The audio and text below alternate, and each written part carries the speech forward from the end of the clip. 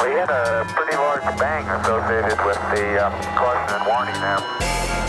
Okay, as we have an apparent serious oxygen leak. 4, 3, 2, 1. Houston, we've had a problem. He's in a roll and he can't stop it. Performing an evasive maneuver. Okay, Houston, we've had a problem here.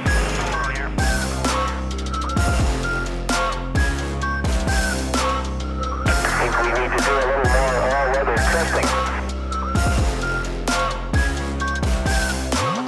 Welcome to space.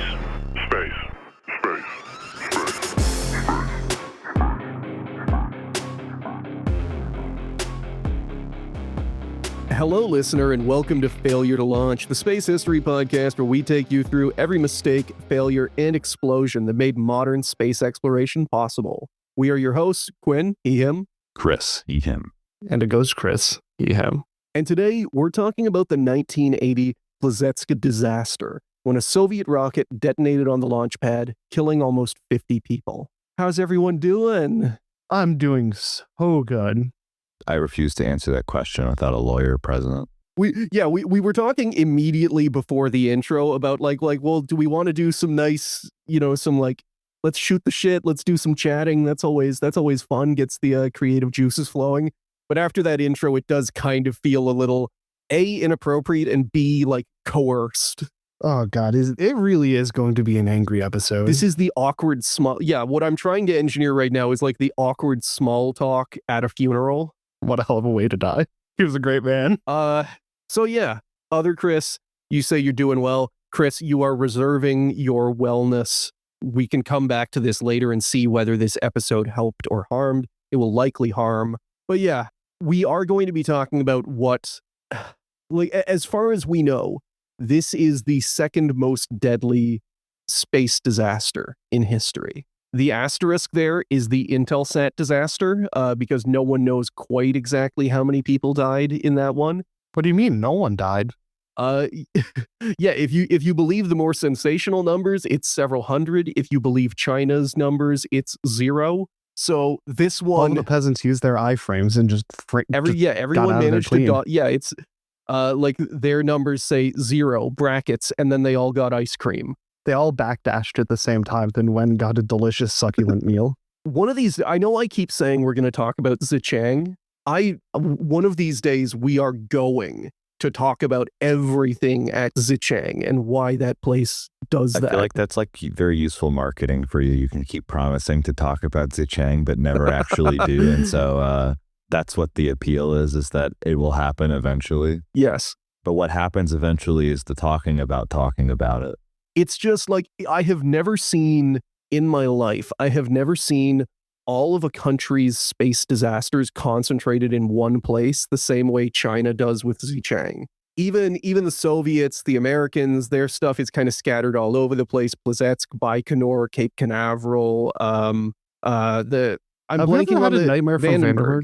Yeah. China is just if something bad is happening in China in space, chances are it's in Xichang. Except for that one rocket that broke its test stand and went on a little joyride. It wanted to be free. The rocket can have a little bit of movement as a treat. Everyone else, and it was a failure, but I feel like I was alone in watching that test and being kind of hopefully optimistic. Okay, well, it flew. We know it flies. This was a test stand failure, not a rocket failure. And if anything, that's going to be a pretty strong rocket to break its test stand. Oh yeah, that is true. Someone didn't actually do their tighten down a bolt. If I read correctly, it's that the test stand was built for an older rocket and they just kind of figured, it'll work, even though the new one is significantly bigger. But yeah, because this is probably the world's second most lethal space disaster, I am going to put a content warning out front. This is a bad one. We are going to be talking about a lot of people dying. And if that is something you do not want to hear, I would recommend skipping this one. If you want to follow along with us through the history, we will also redo the warning just before it gets bad. This episode is going to be about 50% lead up by time. And then a lot of people go in a very messy way. Yeah, we will let you know when it is coming. Now, with that said, have either of you guys ever heard of this disaster? Besides accidentally stumbling upon that Wikipedia link that I didn't click, no. Yeah, no. No, that actually makes sense because this one is pretty well covered up. Compared to the Nadelin catastrophe, we have relatively little hard info to go off of. A lot of this is because of a comprehensive and effective Soviet cover-up that was only punctured a few years later during Glasnost. And again, like the Nadelin catastrophe, people knew about that right away. It was too big to cover up. Like there were spy satellites. Everyone knew roughly what was going on at Baikonur. This gets buried, and it stays buried for almost 10 years. And even then, the negative fallout of this lasts like almost 20 years. The CIA agent watching that site must have lost his shit. No one will believe me. Just chain smoking cigarettes in a hide. What must suck is that, you know, you're watching the spy satellite stuff, and in a couple of months later, you're watching the memorial go up. I guarantee you, like the people watching that footage, like the people doing the monitoring, wind up with a bit of like a parasocial relationship with the rocket staff. Just saluting their screen. Yeah, I would. What if that's the way they found out? Just flash, launch pad's gone, they miss it, then like 2 months later. Hey, yo, what are they doing there? It seems they're building something, but it doesn't seem useful in any way. Also, for this episode, I will be relying on a number of sources, including articles by Russian space journalist Anatoly Zak. As always, all links will be down below in the show notes. Plesetsk and Vostok. Now, in order to explain this story, I need to properly introduce the Plesetsk Cosmodrome. On this show, we have mostly focused on its more famous cousin, the Baikonur Cosmodrome, or Tyuratam. This makes sense. Baikonur was the heart of Soviet efforts to explore space. The first satellite, the first organism, and the first man in orbit were all launched from its pads. It has launch sites for just about every booster a Soviet OKB ever designed, including a few for ballistic missiles as well. Everything from the humble Cosmos small booster to the mighty but flawed N1 to the Buran and Energia combo, Baikonur was, justifiably, the beating heart of Soviet space and continues to be for Russia's space programs, if a little dilapidated. Plesetsk does not have that kind of heritage. Despite being around basically as long as Baikonur, Plesetsk took a back seat on the whole space race thing, being mostly a military site, both for testing new ballistic missiles and launching dedicated military satellites, which is a role it still plays today. So we're really looking at kind of like the B team of the Soviet space program here. The backup. Both the backups and the guys who are kind of like, they're off doing their own thing. They're doing military launches. They do practically nothing else. And occasionally they detonate a ballistic missile on the launch pad because they're also a test site. How else are you going to make sure it goes off? How can we test the warhead? All right, Evgeny, get out there with the hammer. It's one of those like atomic test villages in the desert, like the ones with the mannequins all through it, except Yeah. it's just the town of Mirny, which means I believe it means like peace. Basically the nearby town for Plesetsk. Yeah. Like there's the Plesetsk launch site in the same way. I'm getting ahead of myself. I'm going all over the place. No, I just have the mental image of just someone sitting just on top of the rocket smoking a cigarette with a hammer. Yeah, the nuke is nailed into place. No, it's how they're going to set it off. Just bap. Well, no, he'd be inside the fairing. He has to be, because how else are you going to detonate it before it reaches the target? Oh, true. It's just the pigeon-guided missile, except with Yevgeny out front. He's got a little window so he knows how close to the ground he is. He has been shown 12 American, like, wish you were here tourism cards to be able to identify every single notable landmark that he will be targeting. The White House, Mount Rushmore, the Grand Canyon. Yeah, he is able to triangulate off of every single American tourist hotspot. He is locked in right now. I love the idea of a wish you were here White House tourist card. Fine. I'm bad at thinking this stuff up on the fly. Well, just getting through the fence and throwing the thumbs up as you're about to get air-holed by the sniper that sits on the roof. Although, yeah, like the wish you were here stuff is generally for like tropical paradises, and you're just in like Washington, D.C. It's cold and it's cloudy. Like, woo! Wish you were here Edmonton, Alberta, Canada. Wish you were here. Wish you were here, Mississauga. sunny And London, it's just England. a knife. Chris, I believe you are conflating the cultural differences between Mississauga and Oshawa. Oh, fuck, you're right. I will not stand for knife city slander. I need to give you Nice. guys like a full tutorial on all Southern Ontario towns, just so that we can further continue this bit. Hey, that could be a bonus episode. We need to be getting North Bay, Sarnia, Mattawa. We need to get everyone in on this because weirdly enough, the audience seems to respond to it. No, we're going to have like a Babby Americans cultural driver on Well, Southern. I mean, how many Canadian listeners do we have? Like 15% last I checked. Oh, damn, you got to pump those numbers up, kid. What are you doing? That is over-representation. Can we get more, though? I imagine we can. Got to get Can you, Kelly. like, We have double to it? get Kelly on for that. Can we double more, it? We need more PEI representation here. Well, you guys will have to learn French, and we will have to redo every fuck. single podcast in French after. Just every single bit we have to do it back immediately in French. Slightly louder, because the French has to be a little bigger. Don't let big French sell you its language. Now, we went a little off the rails there, but Plesetsk Cosmodrome is it is the smaller, more military-focused cosmodrome that the Soviets have.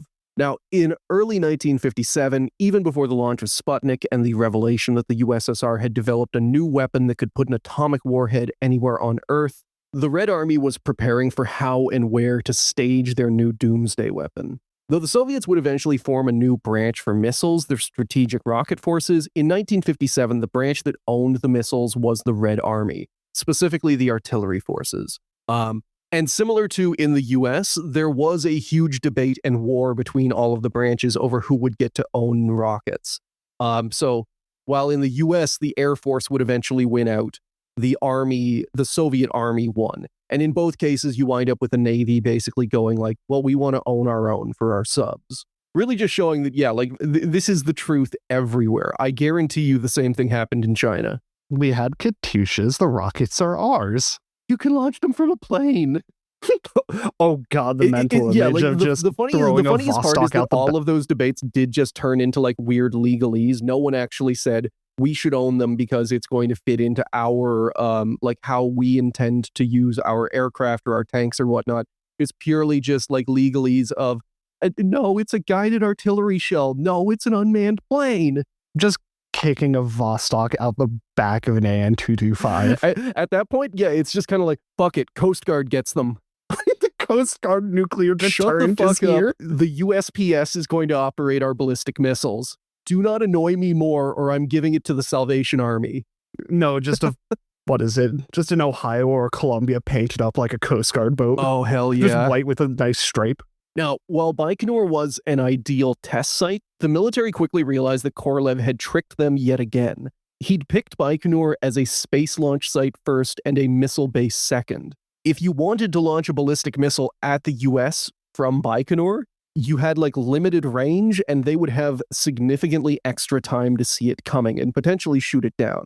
This is, as we know, the classic Korolev shuffle, to sell the military something and then reveal later that it's actually a pretty shit weapon. He's got to get into the mindset of a used car salesman. Yes, and I am amazed that the Soviet military never figured this out until he was dead. Also, Baikonur was not as secret as the Soviets would have liked. American U-2 spy planes were regularly overflying the base, and tracking ships had posted up along pretty much all of their likely flight paths. In the event of a nuclear war, Baikonur would be one of the literal first sites hit, and because of how many hours it took an R-7 to prep for launch, they'd likely be bombed flat before they could shoot back. Another big factor was how ungodly far away from everything Baikonur was, and how difficult it was to keep supplied. It's literally in the middle of the desert. Getting stationed at Baikonur and realizing you lost like your favorite pair of or left your favorite pair of pants back at your house. Also, it was originally named Tiratam, but it was named Baikonur as a spy trick because there is another further away city in Kazakhstan called Baikonur, and that led to its own problems because while it was completely ineffective, the CIA immediately saw through it.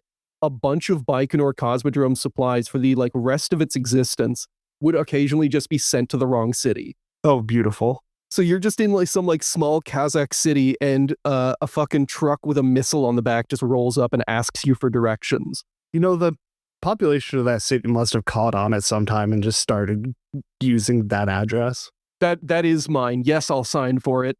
Thank you for my R7. Yes, we are having a fireworks display. Thank you. Just drop it there. My backyard nuclear deterrent. Now, long story short, the military realized they would need a new base for the R-7 Semyorka. Quoting Anatoly Zak, "The shortest path for missile attack against the North American continent extended across the Arctic Ocean. It was clear that the launch pads had to be placed as far north as possible for the maximum use of the missile's flight range. At the same time, the future launch site had to be accessible by railroad, the only way of transporting R-7 stages, while being remote enough to maintain maximum secrecy. A search team for the Ministry of Defense chose the village of Plesetsk in the Archangel region 800 kilometers north of Moscow as the location of the first operational base for the R-7 missile. Now, the construction of this launch site was the job of one Colonel Mikhail Grigoriev, and I mostly bring this up because of how shitty it sounds. He and a crew of about 150 soldiers showed up in the village in September 1957 and lived in empty rail cars for 8 months until they could actually build barracks. Okay, that's dog shit. Yeah, which is very similar to how Baikonur was being built at the time, except without the scorpion fights and a weird fat guy screaming at you all the time. The scorpion fights probably redeemed it significantly, though. Yeah, like if you're in Arkhangelsk, I'm guarantee you I mispronounced that, but like if you're in the Archangel region and it's winter, like you have squirrel fights and nothing else. Feeding my squirrels performance-enhancing drugs. The work and testing dragged on until December 1959, when the first R-7 launch site was deemed operational, just a couple of days before the Strategic Missile Forces were formally created to man it. Which I find hilarious because it means they fucked over the artillery forces. They made the artillery forces pay to build this site and then immediately handed it over to the missile folks. Also, the artillery branch lost a lot of people because everyone who they had trained up on the R-7 just got switched over to this new branch. You're getting transferred. Guess where? Have you ever heard of Plesetsk? No. No, good. No. Anything to get out of this dry, sweltering dust hole. Man, I fucking hate Baikonur. I wish I was somewhere else. Monkey's paw curls, yeah. Cue a couple months later wanting to shoot yourself in a rail car. Now, as a ballistic missile, the R-7 was still, let's say, problematic. But Plesetsk was specially designed to speed up launch times through a mix of optimized launch site design and a launch team that was drilled like a fucking ballet. They were able to get R-7s in the air in less than 8 hours, which, compared to like the 14 to 24 hours Baikonur was managing, is pretty impressive. At the same time, though, this was still way longer than anyone wanted. Like, American bombers would flatten them within 2 to 3 hours if a war actually started. Now, through the 60s, Plesetsk would continue to evolve into the premier Soviet missile base, running both test launches and operational silos for new missiles like OKB-586's R-16. And while the site was more secret than Baikonur, it did become known to the Americans and was a huge target for spying. In fact, Francis Gary Powers, the CIA U-2 pilot who was famously shot down and captured by the Soviets, he was shot down while trying to reach Plesetsk. That was his target. Oh, yeah. Okay. I think he took pictures of Baikonur, like he passed over Baikonur, he was on his way to Plesetsk, and then he got shot down. Also, in reading up about that incident, I'm always reminded of the fact, the one thing that no one talks about, which is that the Soviets shot down 2 planes that day and killed 1 out of 2 pilots, because in their mad frenzy, they just pulled a shitload of blue-on-blues. And a very unfortunate Soviet pilot was killed because the missile crew just didn't know what IFF was. Someone activated the Russian air defense network harder than anyone's activated it before. Like there's a spy plane overhead, you need to be on the lookout. And some guy's just like, I know exactly how to solve this. If there are no planes. It just occurred to me that it feels like a lot of the times when you're dealing with like these sort of like authoritarian environments where a bad thing is happening, it's easier to ask for forgiveness than for permission. I don't want to be the guy responsible for letting the spy plane through, but maybe I can kind of bear the burden of accidentally shooting down one of our own guys and looking like an idiot. And you would be right. They got off the hook for that. I wanted to be more judgmental of them, but now that you have said it as, better to ask forgiveness than permission, I can't, because that is also how I generally operate. So I guess, yeah, in that position, if I were very terrified about getting results, I'd shoot down anything. I am really curious how many missiles actually got launched that day. All right, we need to make this scenario a nuclear option immediately. We need to test this empirically. So in 1966, the base was expanded further. While it had principally stayed a military missile base, the OKBs of the Soviet space program realized that its high northern position made it ideal for launching satellites into polar orbits, especially spy satellites. Plesetsk's first satellite was Cosmos 112, a Zenit spy satellite made out of a modified Vostok spacecraft. And this is one of those things, like, we're going to talk about this with the Vostok rocket as well. But the Vostok spacecraft, despite being the first manned spacecraft in history, is still in use today, and it evolved in all kinds of weird directions. Like, it was the first Soviet spy satellite. It carried all of the Bion animals. It was the basis for an electronic warfare satellite series. Oh, that's cool. Yeah. And all of it, it still just looks like a Vostok. It still just has that huge circular capsule on top. And a few weeks later, Plesetsk launched another Zenit, Cosmos 114. Quote, "The higher than usual inclination of these two spacecraft, 73 degrees, was noticed by a group of students led by Geoffrey Perry, a physics teacher in Kettering, England. The group had been monitoring trajectories and analyzing radio signals from the satellites. The closer evaluation of the satellite's ground tracks suggested that they originated in northwestern Russia. The Kettering group had to wait until October 14th, when Cosmos 129 was launched, to get an additional ground track and pinpoint exactly where all the three missions had originated. On November 3rd, 1966, the discovery was officially announced, and since then, Plesetsk has been publicly known in the West. Even though the Soviets would not actually acknowledge the base's existence until 1983, and the CIA had an on-again, off-again, a quasi-good record with trying to locate it, no, it was just a bunch of British children who figured it out.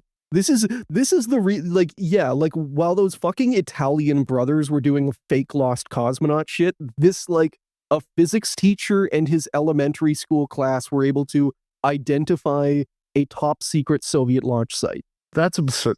I want to know who the enthusiast was that led that charge. Was it the kids that wanted the teacher's help, or was it that the teacher was recruiting the free labor of enthusiastic children to do things that they didn't even fathom? Every one of those kids, MI6 right now. Yeah, that is a fair point. I'm going to assume it was the teacher. But if one of the kids was just showed up at the science fair with a massive radio listening device. The British intelligence pipeline. You don't know you're part of it until you're in. Well, that is we haven't talked about this much, but that is actually kind of part of it, because some of the biggest listening posts operated by the British, the CIA, whoever, for the Soviet space program were set up in the UK. And they're still somewhat operational, not so much for spying now, more just for general space stuff, like radio observatories, all kinds of stuff like that. So hopefully those kids actually did get a pipeline into some interesting jobs. Or I don't know, or they got Novichoked or something. I was just saying, they got taken out back and shot after they found out. Through the rest of the 60s and 70s, Plesetsk evolved into a sort of grab bag rocket launch site. It operated ICBMs like the R-7, R-12, and R-16. It tested new missiles like the RT-2 and the road-mobile RT-20 and SS-16. And it flew orbital missions, mostly with ICBM-derived rockets like the Cosmos and Cyclone series, but they also flew a number of Vostok 2M boosters. They also weren't unfamiliar with disasters. In 1973, a fueling accident caused a Cosmos 3 rocket launch to scrub.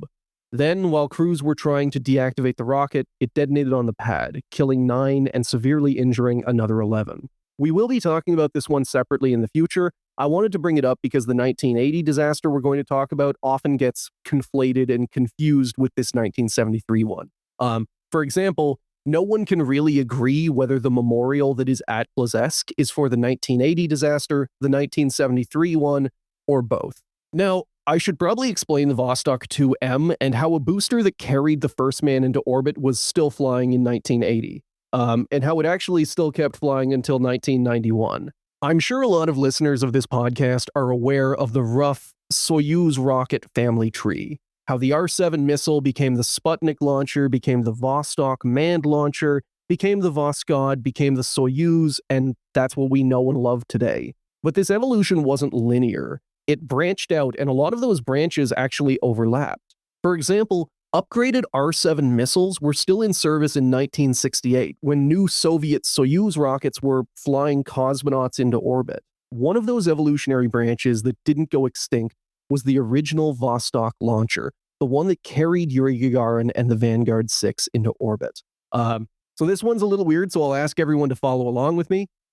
Because the first Soviet spy satellites were made by modifying Vostok spacecraft, it was decided not to reinvent the wheel and to just launch them with the exact same booster they'd been designed for. Some slight modifications yielded the Vostok 2, which exclusively carried these Zenit spy satellites. As the spy satellites got more complex and thus heavier, the Vostok 2 couldn't carry them anymore, and it lost the job to the Voskhod launcher. But that also meant that they still had all this hardware lying around and these factories for making Vostok 2s. So they decided to modernize it into the Vostok 2M. This new version was designed specifically to launch lighter payloads in what are called sun-synchronous orbits, a near-polar orbit where a satellite passes over the same point on Earth at the same time every day. This kind of orbit is very useful for Earth observation satellites, weather, geological, spy satellites, whatever. And while other Soviet boosters improved and became more advanced, the Vostok 2M stayed relevant by being cheap and simple. You know, like you could use a Soyuz to launch all the way to a sun-synchronous orbit, but that'd be a waste of money. If we keep using the evolution analogy, the Vostok 2M was like a dodo, a creature that could be easily outcompeted by other rockets like the Soyuz, but which was preserved by its niche environment, Plesetsk Cosmodrome. Okay. It wasn't complicated, but it didn't need to be to do its job, and so it thrived. It was ideal for the environment and role that it wound up in. Of the 93 Vostok 2M launches from 1964 to 1991, 79 of them flew out of Plesetsk, with only one launch failure. From checking Gunter's space page, which documents rocket and satellite launches, almost every Vostok 2M launch was for Meteor weather satellites or Zelena D electronic intelligence satellites. And in the end, what killed the Vostok 2M wasn't competition, it was budget cuts. While the rocket performed well at its specific role, it was decided that operating so many different variants of the old R-7 was a waste of money and that they should standardize everything toward the modern Soyuz. The last 2M flew on August 29, 1991, carrying IRS-1B, the second in a series of Indian remote sensing satellites. Now, we kind of skipped ahead there. Our story, the story of the Plesetsk Vostok disaster, happens in early 1980. This is also where I am going to restate our content warning. This is likely the second deadliest rocket disaster in human history, and unlike the Nedelin catastrophe, it doesn't have the karmic upshot of killing the person responsible. That sucks. Yeah. If you don't want to hear about people dying, you have, I think, a pretty good historical idea of what, the lead up is at this point. The stage has been set. Now we're just waiting on the play. Yeah. The disaster.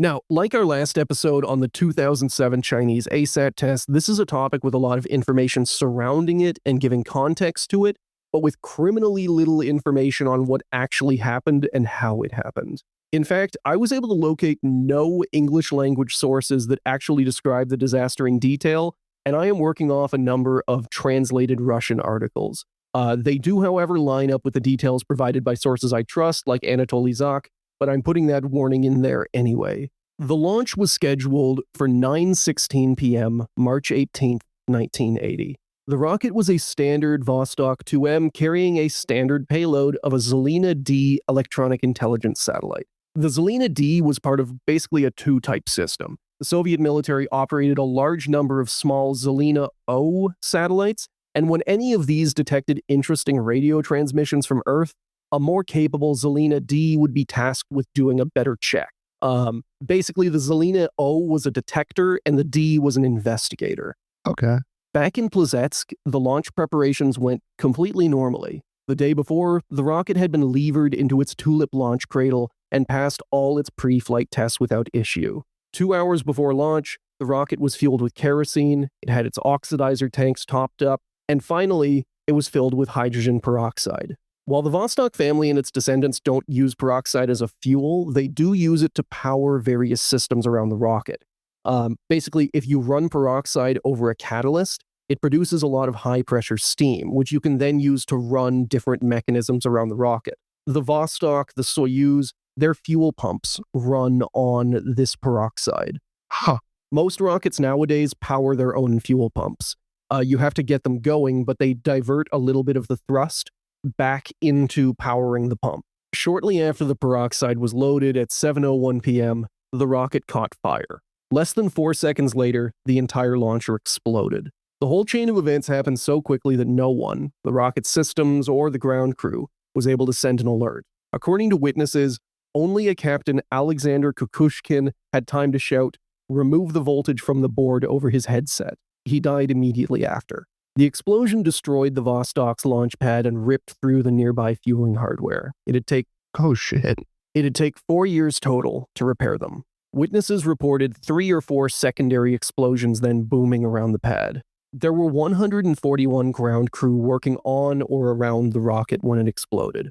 Of them, 44 were killed on the launch pad, while 43 escaped with burns, though 4 of them later died of their injuries, bringing the full death toll to 48. Because Plesetsk was a military launch site, all of the casualties were military, and the vast majority were enlisted privates or corporals.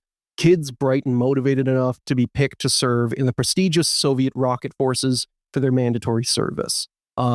They were conscripts largely, but the rocket forces always got first choice of recruits and they only picked the best. We did talk before about how, I kind of felt bad about covering this while having so little actual info on the humans involved.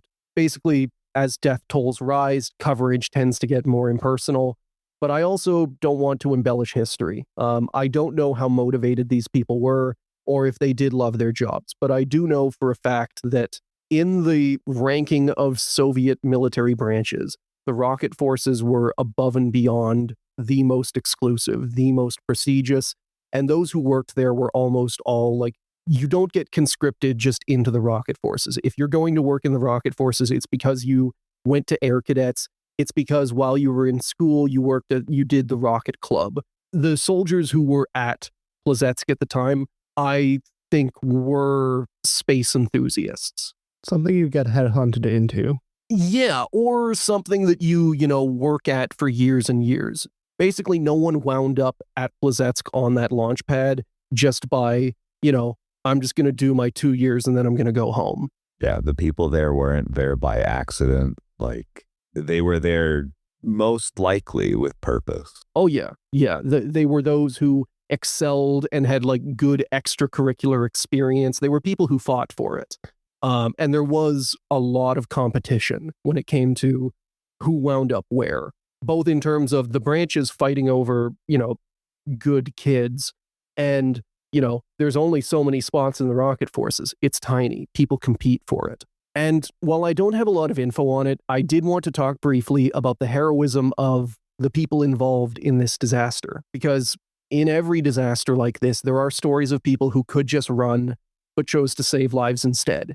The Nadelan disaster, the Apollo 1 fire, all of them have these stories built in. Some of the site's leadership, Lieutenant Colonel Kasyuk, Majors Rushkov and Kenov, Captains Kliamov and Lavrentiev, braved the fires to try and pull their subordinates out of burning launch bunkers. Major Rushkov died in the attempt. A lot of the injuries were from smoke inhalation or burns from opening and sealing red-hot blast doors. People would make it to safety or try and get to safety only to find that the metal, blast-proof doors were now glowing. I was going to say, my guess, my immediate first guess when you said that, going in after your subordinates to rescue them from flaming bunkers, I'm and then immediately following that up with, oh, well, yeah, no. And then he died in the process. Yeah. I'm it had to have been smoke inhalation. Smoke inhalation kills you so much faster than you'd think it might. and incapacitates you even faster. Meanwhile, Warrant Officer Ryabov, Corporal Ganbarov, and Private Pavlov fought to disconnect the refueling hoses, drive fuel trucks out of the danger zone, and safely vent nearby oxidizer tanks before the fire could reach them. There are stories like Privates Shakhnazarov and Durdiev, who found a safe spot to hide from the fire, a launch cable trench, and instead of fleeing down it, they started shouting so that any other survivors could find it and escape. After the chaos, many in the ground crew joined in the cleanup teams to try and find their friends' bodies. The launch pad wouldn't be fully extinguished until 3 days after the blast. And I'm sure there are many more that we don't know about. It's the nature of disasters like this that we don't know how effective these stories of bravery were. While they saved lives, we don't know exactly how bad it might have been had they not acted. Sometimes, like the rescue crews that fought toxic smoke without gas masks to try and save the crew of Apollo 1, their efforts are in vain. But I always want us to highlight it when we see it, because in disaster stories like this, these stories of bravery very rarely make it into the official records, especially where the Soviet space program is concerned. And they deserve to be remembered, especially the people who died trying to save lives when they could have just run. Major Rushkov is the only example I could find of someone who was away from the blast and then died in the fire. But again, with how little information there is to actually verify any of this, I could say more, but I would essentially just be rambling about how I think we should remember the cool people who fought to make this disaster not worse. Yeah, to mitigate it from being an even shittier situation. Yeah, especially when they could have just saved their own skins. Now, who wants to hear about how those same brave people were blamed for the disaster? It's administration time. It's administration time. Oh, it's time to get angry now. It is absolutely anger time. The cover-up. In the wake of the explosion, a government commission was pulled together to investigate. It was headed by the deputy chairman of the USSR Council of Ministers, a Mr. Smirnov, and included experts from various Soviet rocket OKBs, the Ministry of Defense, and the Soviet Academy of Scientists. These experts were then split up into working groups to pore over all the documentation available, everything about the launch site, design heritage, all the way back to the original R-7 missile, and interviews with surviving ground crew. These survivors overwhelmingly said that they saw the explosion start with a flash near the 3rd stage, up near the top of the rocket. And if you look at a picture, the Vostok is kind of weird that way, where it appears to only have 2 stages, but the way the Soviets counted the stages was the side boosters were part of the 1st stage. Okay. Yeah, like they, even though all 5 of the main boosters would fire at the same time, it was kind of like a 1st stage, 1st plus 2nd stage thing. Long story short, people thought that the explosion started at the top of the rocket. Above that girded section. Yeah, above that gridded section where they're like, it's a fully separate rocket, just kind of held together by some trellis. Eventually, the investigators reconvened and presented the Kremlin with 9 different possible causes of the disaster, though these can mostly be boiled down into 2 different kinds. The upper faction, which had 3 versions, and the lower faction, which had 6. And this is basically where they think the disaster actually originated on the rocket. While there was some haggling over details, the lower versions revolved around an accident with the hydrogen peroxide feeds. After all, the explosion had happened minutes after the peroxide was added, and it fed all through the rocket, possibly explaining how the flash happened near the upper stage. They argued that because of how unstable and reactive hydrogen peroxide is, any fouling, a speck of dirt or a dropped bolt, could kick off a chain reaction that would hyper-pressurize the rocket with extremely hot oxygen. And from there, it would only be a matter of time before something burst or ignited, and then boom. The upper faction, meanwhile, believed a very different story. Theirs went like this. Shortly after the oxidizer was added to the Block E upper stage, someone on the ground crew noticed an oxygen leak. Then, instead of using the proper procedure to deal with a leak, this crewman decided to solve the problem by slapping a damp cloth over it. This is something that has happened before, but it's way more associated with like the early cowboy period at Baikonur. For example, Korolev's head of testing, Leonid Voskresensky, was famous for sealing oxygen leaks by wrapping his hat around the valve and then pissing on it, because the oxygen would flash freeze the urine and seal the leak. It works, but wow. This is something you can do. Who's a designated P-man on the mission? Yevgeny, get down from the top of the rocket. We need you. But this is not something that was known to happen on the Vostok 2M, and it went against every military procedure for working with the rocket. Anyway, in the story, after slapping a damp cloth on the oxygen valve, this rag was soaked with oxygen and became a flashpoint that set off the entire rocket. The upper faction, they did not explain what caused that flash, just that the oxygen-soaked rag was the catalyst, ultimately putting the blame for the disaster on the ground crew. No, God was angry and he determined that you were going to explode today. That is my ignition source. Yeah, that's basically what the upper faction is saying. Now, there was some debate between the two sides, and both ideas had their pros and cons. The lower faction had receipts.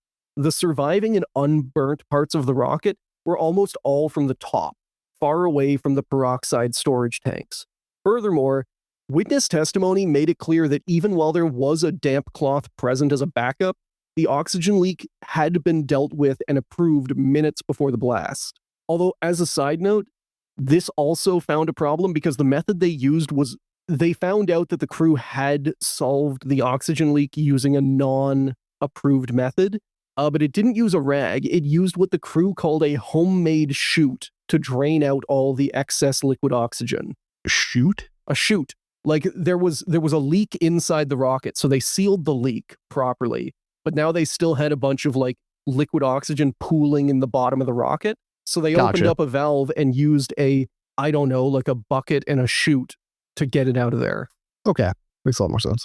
But yeah, like it's very clearly showing that the oxygen soaked rag was not used. It was never at or on the rocket. So, with all of that in mind, do you guys want to guess which faction the Kremlin's investigation picked? The one that fucks over the people of the ground the most and provokes the fewest questions. Yes. The one that says there is no institutional problem whatsoever. The one that just says that guy fucked up and he's dead, so we don't have to worry about it anymore. Just alley-oop it into him. Yeah. The government commission's final report laid out the cause of the disaster as, quote, an explosion of oxygen-saturated fabric as a result of unauthorized actions by one of the combat crew members. The people the commission blamed, the only people who could have refuted it, died in the blast. That seems to be a recurring theme throughout history when you have a disaster like this happen. It's very easy to blame somebody who cannot defend themselves. Yeah, and now that I'm thinking about it, I don't want this to be true because I fucking hate Marshal Mitrofan Nedelin, but it does kind of make me wonder if the Nedelin disaster, like, we will get to this, and we will figure it out eventually, but the popular idea about the Nedelin catastrophe of it just being like, no, this one guy fucked up and then he died, so all the problems went away, may kind of be like the granddaddy of this. Oh God, I'm fuming now. Thank you. I was sad before. Now yeah. If following, I am going to be incredibly pissed if following this line of reasoning leads me to have to like get justice for Nedelin. If we find out that he was actually blameless and a scapegoat. Well, I mean, you can also be correctly blamed. Oh yeah, even though you're dead. I mean, the specific example that I was thinking of was the burning of the Morro Castle. Okay, I don't know if I've heard of that one. Basically, the captain died on part of the voyage, and like he was really lax about safety measures because he didn't want to like upset passengers. Oh, okay. And then he died of like food poisoning or something during the trip, and then the disaster happened, which turned out to be engineered by like the pig shit radio operator or something like that. Who was suspiciously calm while everything was happening. Who was suspiciously like suspicious. Lax about the entire boat. He was very lax about him. the whole thing and kind of seemed like he had an understanding of what was going on without actually, like a normal person wouldn't, right? Right. But anyway, like during the hearing, like they blame the entirety on thing. They blame the entire thing on the captain, and then who's obviously dead and can't be there to defend himself. And like, granted, like yes, he was sort of a piece of shit in his own right, because he was kind of hand waving away safety precautions. But I mean, the totality of the system that he was operating in, like screwed him anyway, because he was like basically piloting a powder keg. And then because of this investigation, like the the radio operator guy got overlooked, and it turned out 20 years down the line that this dude was like a serial killer. Jesus. As committing arson as a hobby. And that is a very good point, where the stories, the cover-ups always want someone to be 100% to blame, when it's very possible, like the Nadelan catastrophe, it's very possible for him to have been 60% to blame and 40% a scapegoat. Because there were definitely institutional problems going on to have caused that disaster. But, the investigations, the Kremlin, the Soviet space program will always want it to be this one guy was the only cause and now he's dead, which means we're done. And that's another thing I'm thinking about now. I can't cite specific examples for this, but I know intrinsically to authority structures, they can't have open ends like this. Yeah. Again, I don't have a specific example, but it's you think about the police and they're trying to find a murderer, but they'll we got nothing. We don't know what to come up with. So we have to find somebody to blame, otherwise the public is going to lose faith in the institution or whatever. It's going to make us look bad and we're going to lose our jobs. You can't have those dangling threads in front of some kind of an authority structure, because their power is derived from... It's like a show of weakness. Them being able to do the thing that they're supposed to do, and if they can't because the information is not clear to them, then it makes them look bad and incompetent and not worth the time and effort to keep them employed still. So when, everyone would just be safer in pretty much any situation if more people in power were just willing to say, I don't know, instead of declaring that they do know and then lying. And then lying about it for 20 years and covering it up. And we are talking about 9/11, aren't we? No, I wasn't even thinking about 9/11, actually. As soon as I heard the 20 years, I was just racking my brain, what happened in the early 2000s? Oh. Yeah, quite frankly, I wasn't even thinking about 9/11, at all. You just naturally led yourself to 9/11. So yeah, back with the Soviets, they saved the day. The commission, they figured it out. They were able to rest easy. The culprits had been identified and they had died for their ignorance. The problem had solved itself. There was nothing wrong with the rocket, and the only thing necessary to prevent another disaster was to follow the same procedure as always. Nothing needed to change. Isn't that just incredible? Look how convenient that is. I don't know about convenient. It obviously just worked that way because that is the way that it is supposed to work in the Soviet state. It is normal and fine for there to be no problems whatsoever.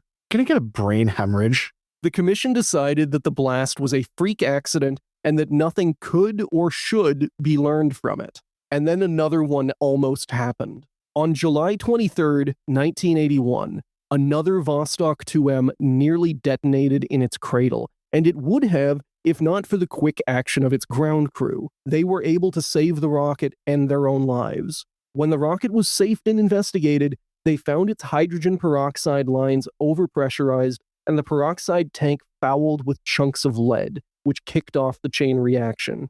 The lead was traced to a hydrogen peroxide filter, a piece of hardware that was actually meant to keep the fouling out. The filter had inadvertently been built with lead solder instead of the unreactive tin the procedure had called for. And while this very likely nails down the cause of the 1980 Plesetsk explosion, I do need to be clear that we don't officially 110% know.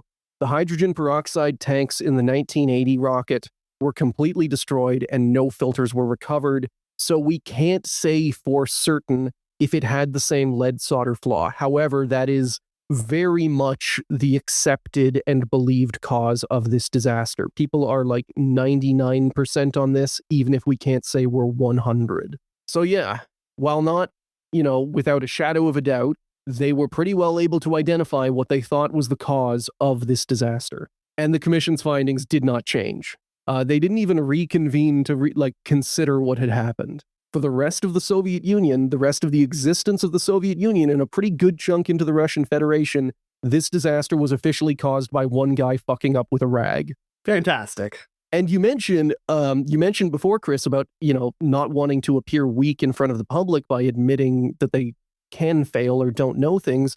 The public didn't know. This was completely covered up. In fact, a couple of days after the launch, Pravda actually reported that the flight had gone to plan and that nothing bad had happened. Soldiers' families were given, generic stories about accidents. This is something that does happen, when soldiers are in the field, when soldiers are working, especially with rockets. Accidents happen, people do die. But this was never identified to the families as part of one cohesive thing that happened when all 48 of their loved ones, husbands, sons died. They just drip fed it over time. Probably. I can't actually confirm or deny that, but yeah. It was only in 1989, well into Glasnost, that the Soviets publicized details of the disaster. Weirdly, this was actually part of a PR push by them. The Soviets were allowing foreign journalists to tour the Plesetsk Cosmodrome, and as part of that, they necessarily had to explain the huge memorial that had been set up. This is especially odd because a lot of Soviet space secrets had come out in 1986, the start of Glasnost. Like details on Soyuz 1, Soyuz 11, Valentin Bondarenko, all of this comes out in 1986. The Soviets, meanwhile, they clamped down on this disaster for another 3 more years. And they only explain it when they have to because journalists are looking at this giant memorial and going, hey, what's that for? Nothing. In incredibly limited fairness, I do need to say that maybe this is just a distinction between the civilian space program and the military. Things like Soyuz 1, Soyuz 11, those were released by the civilian Soviet space program, and this was purely a military disaster. Like I said, the victims did get a memorial, a cool 3-bladed statue on a pavilion with an eternal flame. But different sources have been unclear on whether the memorial was built for the 1973 disaster, the 1980 disaster, or whether it was for the first one and then became both. Based on the number of sources, it is my understanding that it kind of covers both, but I can't confirm that. 16 years after the blast, in 1996, and under a different government, the Commission's findings were finally revised. The new cause of the blast was listed as probably the use of lead-based solder that led to a catastrophic hydrogen peroxide reaction. Though the blamed men had all been killed in the explosion, they were finally officially rehabilitated. Now, as far as lessons learned, I don't think I can really point to anything that was learned from this. The blast was very likely the result of a manufacturing error that wasn't caught by proper QA procedures, something that the late Soviet space program and modern Roscosmos are well acquainted with and have done nothing to learn from, basically. Everyone in the space industry is well aware of these systemic problems, and ongoing efforts to stop them have not they haven't made progress. The Vostok 2M would continue to fly until 1991, though Plesetsk has continued to serve as an active cosmodrome until today. It's still an active ballistic missile test site, and it's being geared up to be Russia's main launch site as continuing to rent Baikonur Cosmodrome from Kazakhstan is becoming more politically dicey and very expensive. It has also not been without its own accidents. In 2002, a Soyuz rocket exploded on the launch pad, killing 1 ground crew, and as recently as 2024, a Sarmat ballistic missile detonated in its silo, completely destroying it, though it is believed without casualties. Still, just because Plesetsk and Roscosmos haven't learned from this disaster doesn't mean that there's nothing to learn. For engineers and managers, it's an old classic. It's the same thing that killed Apollo 1. Bad QA and poor manufacturing standards. Small, simple, innocent mistakes. I need to make that clear. I don't think that someone who drops a bolt in an Arkansas missile silo, or someone who, badly crimps a wire in an Apollo 1, or someone who accidentally uses the wrong solder in a small filter deserves to be blamed for any one disaster or deaths that come out of it. However, these little innocent mistakes, if they make it through every single QA check and inspection, if they pass through the entire block of Swiss cheese by chance, they will get people killed, and they will continue to get people killed. Mm-hmm. Yeah, it's... You can't even really point to a design failure. There was nothing wrong with the Vostok 2M as designed. It's just that it had been someone made a mistake manufacturing it, and then multiple someones made more mistakes failing to catch it. It is literally just the Swiss cheese model. Like, there were just too many holes. It was a systematic problem, which, I mean, again, like most disasters like this, it's a systematic problem. Oh, It's yeah, not yeah. just any one thing or any one person. Like, it is that the entire system by which the operation functions is just inherently flawed and has holes in it. Just no administrative controls that were used to try and mitigate. I do Nothing. wonder if part of that has to do with how old the Vostok 2M was. Like, I imagine if you are working on a new Soyuz, like, people will often say that the Soyuz rocket is like as old as 1960, but it has been consistently upgraded throughout. Like, modern Soyuzes are up to date with current tech. The Vostok 2M, at the time that it was flying, like in 1980, this was a rocket that was, you know, about 25 years old and had only been upgraded to like 1960s standards. The thing is ancient. So I do wonder if part of that was just, you know, maybe people don't care as much about the quality. It's not flying people. It's just flying. It's flying like cheap, replaceable Soviet military satellites. Maybe there were lesser standards, you know, compared to the actual Soviet manned space program at the time, which did have pretty good QA standards. I don't know. That's just kind of, that would be my guess as to what would cause it. If you're working on a really old rocket, maybe you don't care about doing everything as precise as you used to. Maybe you just get used to it. I don't know. But it's still a giant rocket. It's still going to be filled with several trucks worth of kerosene and liquid oxygen. And it's still like, you know, it killed 50 people. And I can't say how many more it would have killed if not for the actions of some of those brave people on the ground. But, you know, it's a bomb, no matter how old it is. So, yeah, guys, that is the story of the 1980 Plesetsk Vostok 2M disaster. How do we all feel? Kind of sad. I'm Angry still and sad. contractually obligated by my legal team not to answer that question. You haven't said where you were at the start, but can you give a percentage point difference? Can you give a delta on where you are now? I'm contractually obligated by my legal team not to answer such questions. I understand. I don't know. For me, it's like, this is the second deadliest disaster, space disaster that we know of. Maybe North Korea has done something ungodly. But after the disasters that we have talked about, nothing feels particularly unique about this one, if that makes sense. You know, it's always a QA failure. It's the same always a song and tiny dance. innocent mistake. It's always people dying, and it's always like it could have been worse if not for the actions of brave people on the ground. Every rocket explosion on the pad is vanilla. They all go the exact same way. But the special sauce is in how, you know, it's responded to. And in this case, it's the thing that pisses me off the most.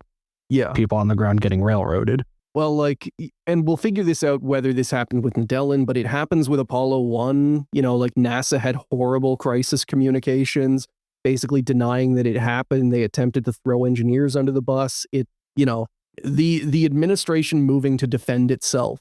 Insulating from harm. Yep. Yeah. Even if it's going to be covered up either way. The Soviets covered up the news of the disaster, and that also meant that the people who saved lives didn't get any recognition from it. I mean, like, we don't even know who these people even are. Like, the people who died and the people who were, you know, trying to save lives. They're not, like you said, like, it's not well documented, if at all. And so... And that's, you know, it makes me sad and angry. I was able to find a list of names, though I wasn't able to confirm them because it's just one Russian language source. I was able to find and pull together a list of anecdotes of like the people, the examples of personal bravery. But you're right. This is not like if this disaster got Challenger levels of coverage, this would be a 3 or 4 part series, but it's not. There's not enough written, so there's not enough to talk about. It was decided to then pushed under a rug. Yeah. And Quinn, yeah, again, going back to like, again, like the NASA example you gave is like, at the end of the day, it's ultimately like cowardice on the part of the administration that covers it up because these are also people, but they're like trying to watch out for themselves and keep their jobs. Yeah. You know, I doubt there was anyone that resigned after this.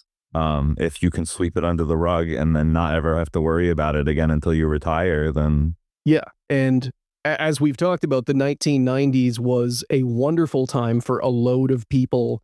As these rocket secrets and disasters came out, it also led to Mission, Glushka, like all of these people start writing their memoirs about how they are blameless of all of these disasters. And I don't know that happened with Plesetsk, but it's just this continuing trend of, like administrative cowardice and ass covering.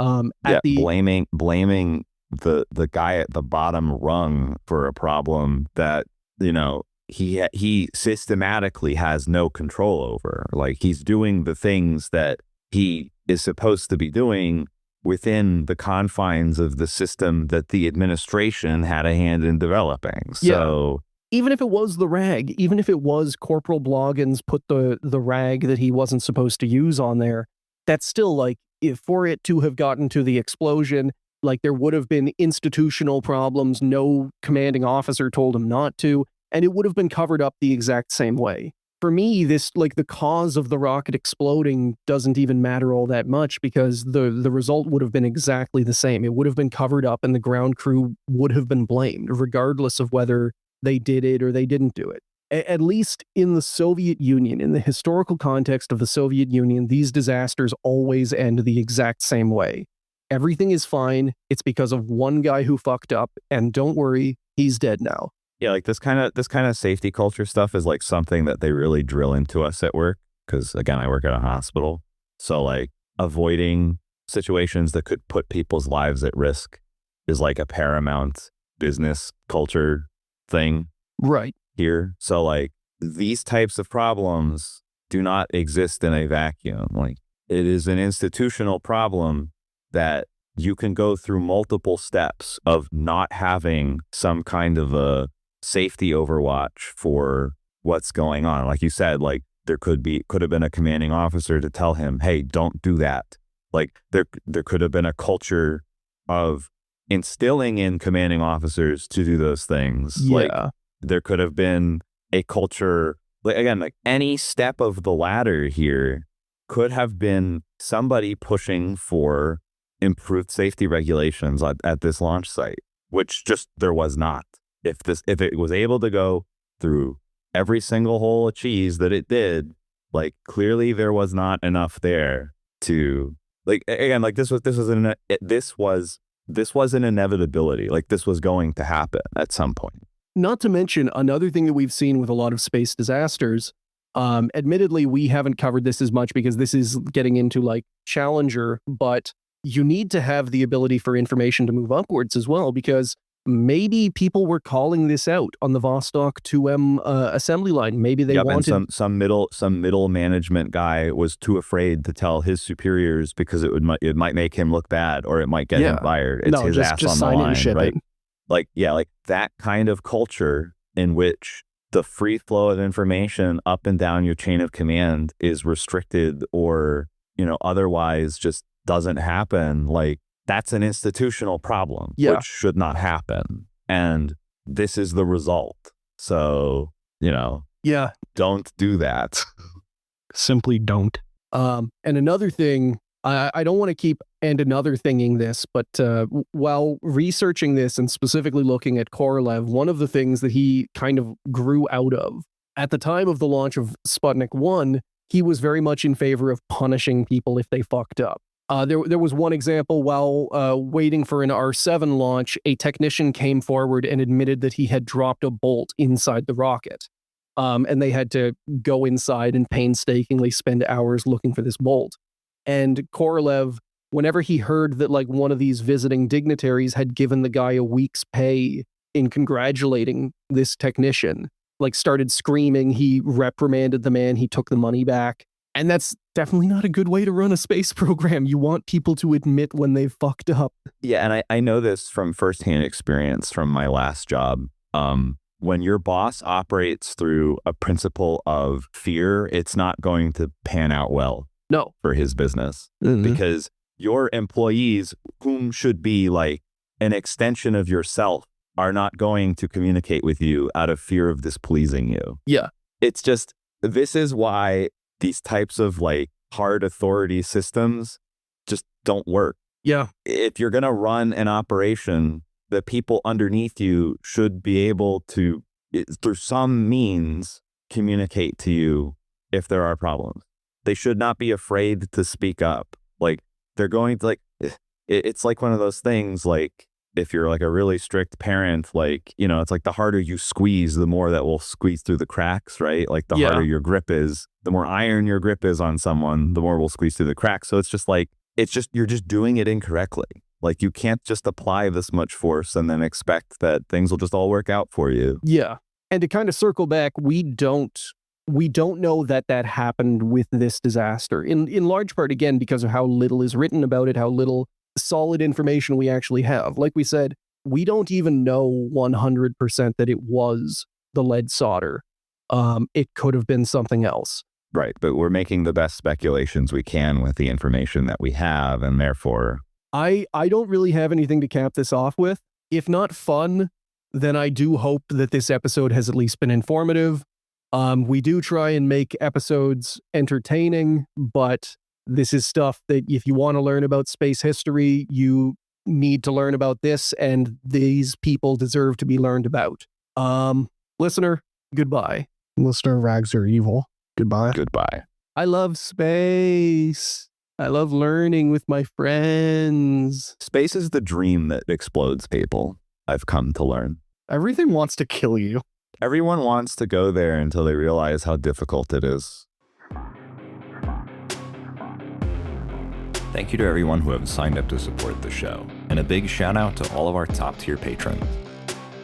Our cyborg cats are August Sun, Boss, Charlie, Daniel F, David R, Ellie M, Jorg 2, Hibbity Hoppity, This Asteroid Is Now My Property, Luke Nukem, Lupe G, Matt, Mobius Striptease, Nerdbeast, Noah, Oil Drum, Pat, Space Northpaw, Spectre Cohen, Tactical Sport, Tortilla Baron, and Vivek D.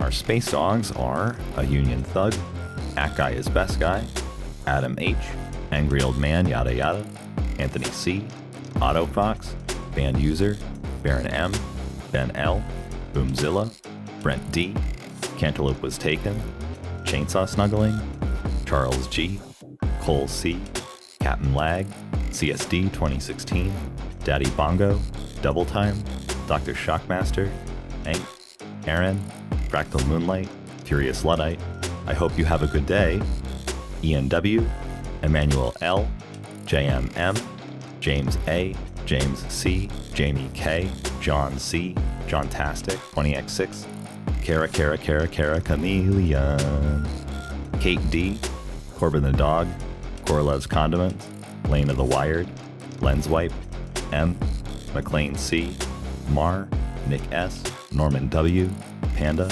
Randall, Sam A, Sean F, Sean H, Sensual Kazoo, Sean P, Sophie L, Sparks, Spirit of Thunder, That Big Sexy, The Best Sean, Tom M, Tim P, Trash Dude, Viraj T, Brisk, Will W, Wingsmith, Zap, and Sim. Albert Count 103. Thank you for listening to another episode of Failure to Launch. If you want to follow us, we are Failure to Launch on Blue Sky and FT Launch Pod on Instagram. We also post our episodes with visual aids at Failure to Launch Podcast on YouTube. If you want to follow us, we are Failure to Launch on Blue Sky and FT Launch Pod on Instagram. FTL intro and outro themes were provided by DJ Danner.